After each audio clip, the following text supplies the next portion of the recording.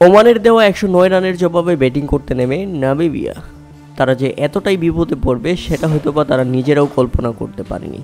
শেষ পর্যন্ত এবারের বিশ্বকাপের প্রথম সুপার ওভার দেখা গেল এবং সুপার ওভারে দারুণ জয় তুলে নিয়েছে নামিবিয়া, যেখানে ওমানের ভাগ্যটা খারাপ, কারণ তাদের জয়টা পেয়েও পাওয়া হয়নি।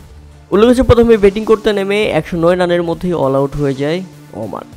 আর জবাবে ব্যাটিং করতে নেমে নামিবিয়ার শুরুটা ছিল দুর্দান্ত। শেষ 24 বলের প্রয়োজন ছিল 26 রান। এরপর শেষ 3 ওভারের প্রয়োজন ছিল 18 রান, অর্থাৎ বলে বলে রান।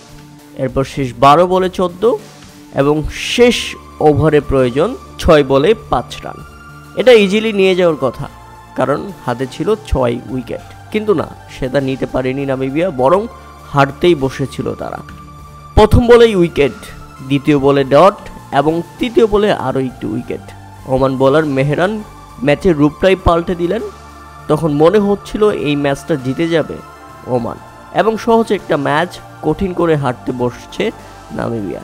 শেষ 3 বলে প্রয়োজন ছিল 5 রান, এরপর শেষ 1 বলে 2 রান।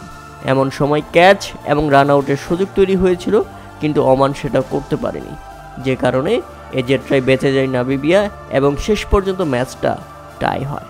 ম্যাচ ড্র হলে ম্যাচ গড়ায় সুপার ওভারে। তখন ধারাভাষ্য কক্ষ থেকে বলছিল এটাই ক্রিকেটের সবচেয়ে বড় অঘটন, কারণ ওমানের জেতা ম্যাচ তারা জিততে পারেনি এবং নামিবিয়ার হারা ম্যাচ তারা হারতেও পারল না। ম্যাচ গড়ালো সুপার ওভারে।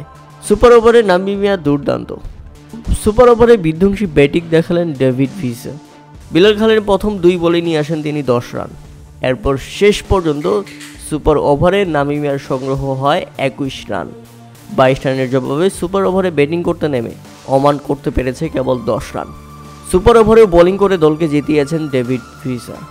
এই ক্রিকেটার ব্যাটে বলে নামিবিয়াকে যে দুর্দান্ত জয় এনে দিলেন সুপার ওভারে, তা ছিল একেবারেই অবিশ্বাস্য। দক্ষিণ আফ্রিকার ক্রিকেটার, দক্ষিণ আফ্রিকার জাতীয় দলের জার্সিতেও খেলেছেন তিনি। এরপর তিনি পাড়ি জমিয়েছেন নামিবিয়াতে, আর সেখানেও বিশ্বকাপের মঞ্চে নামিবিয়াকে জিতিয়ে তিনি প্রমাণ করলেন তিনি ফুরিয়ে যাননি, বরং তিনি আরও অনেক কিছু নামিবিয়াকে দিতে চান।